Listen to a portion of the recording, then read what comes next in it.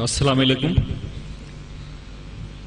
आज के इस कार्यक्रम के लिए यहाँ पे खास तौर से मुंबई से आए हुए डॉक्टर शोएब सैयद साहब, इस कार्यक्रम को मुनाकिद करने वाले यहाँ के मुकामी लोग और यहाँ पे बड़ी तादाद में हाजिर हमारे सारे भाई और बहनों, सबसे पहले मैं इस्लामिक रिसर्च सेंटर का शुक्रिया अदा करना चाहूँगा कि उन्होंने इस कार्यक्रम में शिरकत करने को मौका दिया और एक बड़ा ही अच्छा कार्यक्रम यहाँ पे मुनक्किद किया।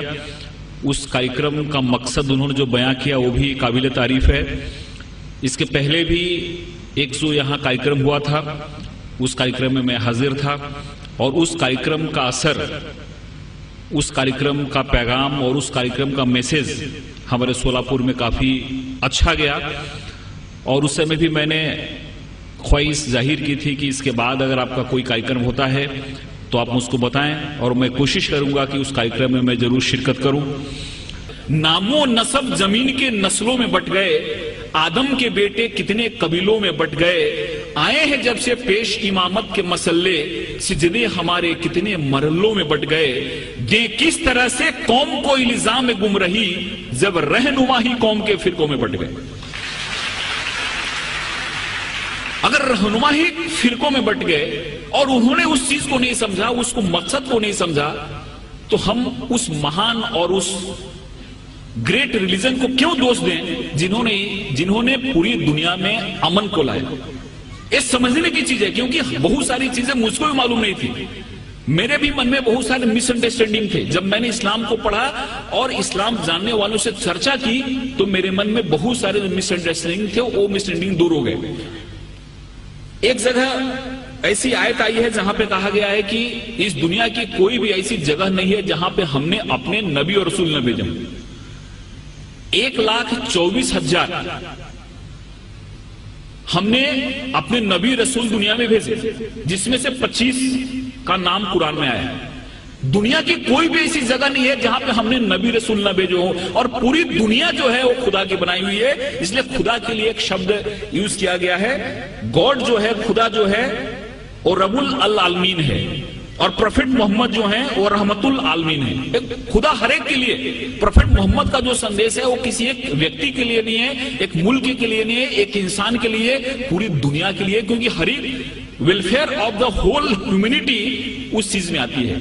इसलिए इस चीज को जब हम समझते हैं, इस चीज को हम अपने जहन में लाते हैं, तो हमको ऐसा लगता है कि इस्लाम जो है, इस्लाम का जो मेन, जिसको हम गाभा मराठी में बोलें, इसेंस बोलें, हिंदी में सार बोलें, वो है कि इंसान एक कैसे बेहतर जिंदगी जी सकता है और खुदा के कैसे करीब जा सकता है। एक चीज हमारे इस्लाम में बताई गई है और मुझे उम्मीद है कि इस तरह के कार्यक्रम से ये जो बात है लोग तक पहुंचेगी और इंसान एक अच्छा बेहतर इंसान बनेगा और हर एक इंसान के मन में प्यार मोहब्बत की बात आएगी।